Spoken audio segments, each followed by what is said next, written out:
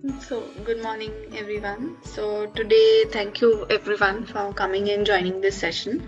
So, this session is on how to draw almost anything. So, as you would have also read in the brief for the session, this session is being conducted so that the basic techniques of drawing that are necessary for attempting any kind of design exam, they can be imbibed in them, or at least you can start practicing them for yourself so as to prepare thoroughly for your upcoming design exam. So just a quick introduction. So this was the event that is being hosted, which is how to draw almost anything. And particularly, I want you to keep in mind what your expectations from the course are and what all you want me to address. So, why drawing as a skill is important to design colleges? So, for admission to most of the design institutes, drawing is a basic requirement since it's a subjective judgment of the student's aesthetic sense, attention to detail, and observation skills. So, if I have to break it down for you more simply, any drawing that you make is a reflection of how much are you thinking about what you want to put on paper, how much is your hand, your skill, your eyes, ears, coordination of your brain supporting that judgment, and how thoroughly can you imbibe smaller techniques that you would have learned all along your sessions in making a drawing that is doing justice to what is kept in front of you or what is in your mind or whatever you're imagining.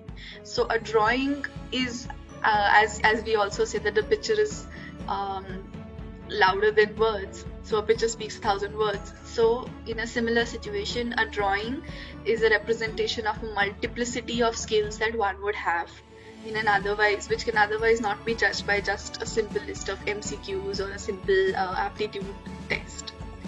So, quickly running you through the structure of the presentation.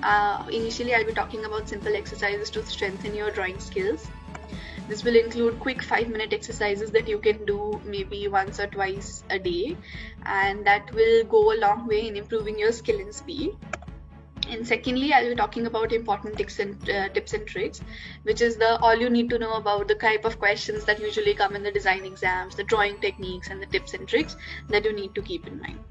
So starting with the simple exercises, this may seem very normal, but it's very important that you keep on practicing drawing lines on a paper, on a piece of paper, because this gives you speed and you are able to draw better without the help of a scale. Because if you go to any drawing design institute, the first and foremost thing that they require is not the use of scales. You should be able to judge that your line is straight or not. You should be able to draw it really fast. So all these exercises helps you a lot. So you can go for horizontal lines, vertical lines, diagonal lines, crisscrosses, and maybe with each exercise that you do, you try to decrease the time limit in which you can fill up one paper. But you have to keep in mind that you can draw different patterns in the same line. You can keep a sufficient distance between them.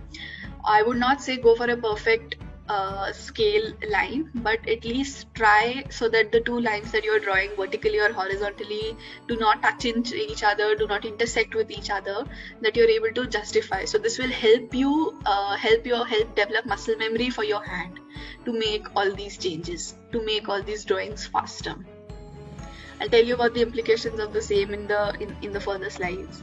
Second is these exercises. Now again, these would seem really basic exercises, but they help to open up your hand to so much more, to help your hand use up all the space on the paper.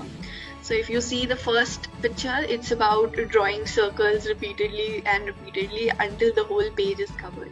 Now you would observe that these circles, they help you. The more circular you try to draw a figure, the more area you cover, the more your hand gets to build that muscle memory to be able to work on a speed, to be able to work to be able to use the full paper. And you can do a similar exercises by drawing free forms, curved lines, so as to try to cover the whole paper. Thirdly, you would want to use these lines that we had previously drawn and use it as a technique of drawing shade, drawing darker, putting these lines together to create a darker area, and then sparsely to create lighter visions. So these are like really fast exercises that help you put your concept sketch together in any design exam. That is even in your career as a designer, as an architect, or as an artist. So these are the four first and foremost things that any school, or at least you yourself, would require. So you need to practice that on smaller thumbnails. You need to draw these smaller scales and squares, and then you need to try to fill it up as fast as you can using different techniques, just lines, shading it without putting down your pencil, then using the different parts of a pencil, using the blunt part, the sharper part. So you need to practice all of that.